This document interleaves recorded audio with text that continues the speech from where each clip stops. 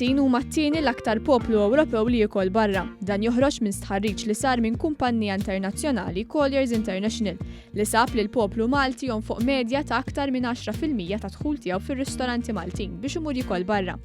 Kienu biss l-Ispanjoli li kellhom rata aktar għolja minn ta' Malta, fejn jonfqu medja ta' 15% ta' dħul tagħhom sabiex jiklu barra. F'ġurnata mill-isbaħ il-ħadd wara nofsinhar żorna Marsa Xlokk u Marsa Mxett. Ir-ristoranti kienu mballati saru ħommhom bin-nies għall-ikla tradizzjonali tal-ħadd wara nofsinhar. Nies li tkellmu magħna, speċjalment nisa tad-dar, għalulna li l-jum tal-ħadd sabiex jistrieħu mir-rutina u t-tissir ta' kuljum, ifittxu xi ristorant tajjeb fejn imorru jiklu. Ġeneralment uħobb noħroġ nhar ta' ħadd, speċjalment fix-xitwa fl-ofsinhar jekk tajt ħadd lunch barra, nuħu pjaċiri ħed. Noħorġu kmieni filgħodu, morru niklu. Ekku għataw għal ħadd. Iva nħobb bażaqqija, nħobb noħroġ nikol. Per eżempju, meta niġu Marsa Xlokk l-ewwel noqogħdu nduru naqa' fuq il-monti, issa waqafna u nieħdu drink, issa għal xi sija u nofs ikollna bbukjat immorru ġo restorant niklu. Iżda xi kultant isibuha diffiċli biex isibu post fejn jiklu għax ir-ristoranti saru kollha jkunu fully booked. Kulħadd joħroġ għax kull imkien full up. Narak ma tibbukjax minn kmieni qabel, ma ssibx tibbukja, ma ssibx fejn tiekol. Tibbukja kmieni. Tagħmel 4 ijiem 5 ijiem qabel biex ssib mejda. Jani Kaxkembri minn ristorant ewlieni f'Marsa Mxett għaltinna li l-Maltin saru joħorġu jiklu matul il-ġimgħa kollha. Bir-ristorant tagħhom ikun fully booked 7 ijiem fil-ġimgħa, kemm bil-klijenti Maltin kif ukoll bit-turisti. Niftħu kuljum, so dejjem hemm dik il-movement tax-xogħol.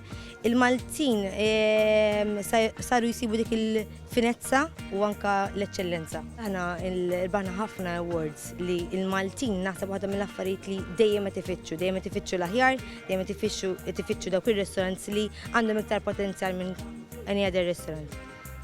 L-istess għaltinna Michelle Vella minn ristorant ewlieni f'Marsa Xlokk. Qalet li kemm ilha taħdem f'din l-industrija għadda sillu marat Maltin li ta' kuljum joħorġu jiklu kemm wara nofsinhar kif ukoll filgħaxija. Bis-sibt filgħaxija u l-ħadd wara nofsinhar ikunu l-aktar biżla. Jiġu l-Malti iva. Il-Malti sar joħroġ. Il-Malti sar joħroġ. Jiena naħseb la l-Malti għandu l-flus fil-bot, les li jonfoq.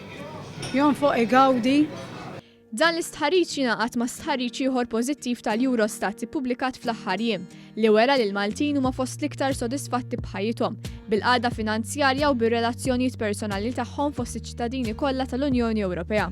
L-istħarriġ wera wkoll il-qagħda finanzjarja tal-Maltin irreġistrat ir-raba' l-ogħla żieda u avvanzat mal-ewwel 10 pajjiżi Ewropej meta mqabbel ma' 5 snin ilu.